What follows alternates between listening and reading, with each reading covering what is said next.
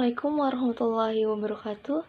Perkenalkan, nama saya Indah Ayu Febrianti dengan NIM 20210201070.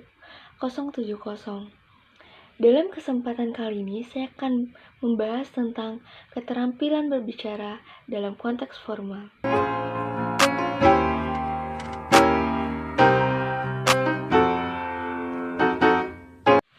Keterampilan berbicara atau retorika merupakan suatu seni yang dipunyai seseorang. Dipandang dari segi bahasa, menyimak dan berbicara dikategorikan sebagai keterampilan berbahasa lisan. Sedangkan dari segi komunikasi, menyimak dan berbicara diklasifikasikan sebagai komunikasi lisan. Seni berbicara tersebut dipunyai seseorang bisa secara alami dan juga bisa memakai latihan secara khusus. Keterampilan berbicara tersebut adalah seni tentang berbicara yang merupakan sarana komunikasi dengan bahasa lisan, yaitu proses dalam menyampaikan pikiran, ide, gagasan, dengan maksud tujuan melaporkan, meyakinkan, atau menghibur orang lain. Dalam proses penyampaian gagasan, ada beberapa hal yang perlu diperhatikan. Yang pertama, pembicara. Yang kedua, lambang atau bahasa lisan. Yang ketiga, lawan bicara atau penyimak. Yang keempat, maksud, ide, pikiran, atau gagasan yang akan disampaikan. Ada beberapa bentuk keterampilan berbicara. Yang pertama, monologikas. Apa sih itu monologikas?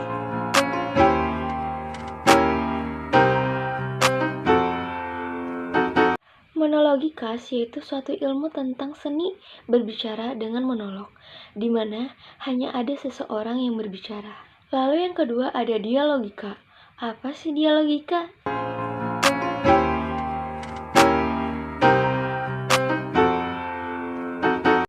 Dialogika merupakan suatu seni ilmu tentang seni berbicara dengan cara dialog, di mana ada dua orang atau lebih mengambil atau berbicara dalam suatu proses pembicaraan. Yang ketiga, ada prinsip umum berbicara. Maksudnya apa sih?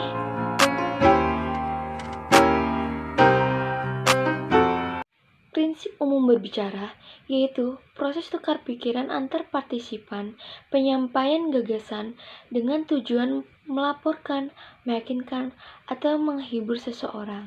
Ada beberapa landasan keterampilan berbicara. Yang pertama ada situasi. Situasi yang dimaksud ialah berbicara formal atau secara resmi. Dan ada berbicara secara informal ataupun tidak resmi. Itu semua tergantung situasinya. Yang kedua ada tujuan. Tujuan dari menyampaikan suatu ide atau gagasan dalam keterampilan berbicara ialah untuk mendapatkan suatu tanggapan atau respon dari lawan bicara.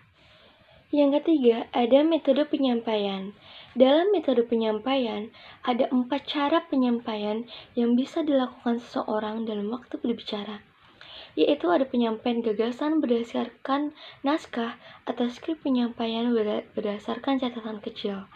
Ada penyampaian gagasan berdasarkan hafalan memoriter, dan juga ada penyampaian gagasan secara mendadak atau serta-merta impromptu.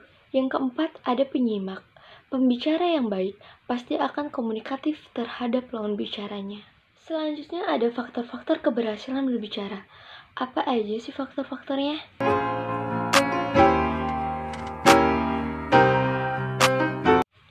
Yang pertama ada pembicara. Pembicara adalah salah satu faktor yang menimbulkan terjadinya kegiatan berbicara.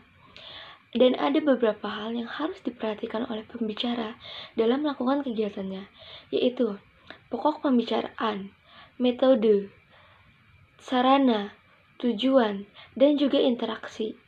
Yang kedua ada bahasa. Bagi pembicara, bahasa merupakan suatu alat untuk menyampaikan pesan kepada orang lain. Oleh karena itu, pembicara mutlak harus menguasai faktor kebahasaan.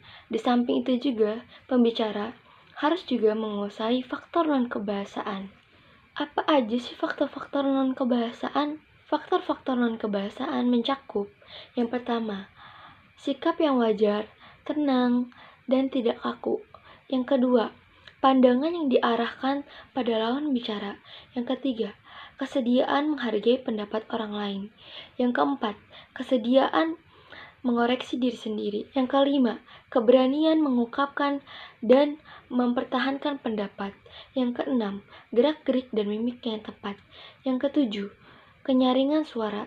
Yang kedelapan, kelancaran. Yang kesembilan, penalaran dan relevansi. Yang kesepuluh, penguasaan topik. Itulah video saya mengenai keterampilan berbicara dalam konteks formal. Semoga bermanfaat. Sekian, terima kasih. Wassalamualaikum warahmatullahi wabarakatuh.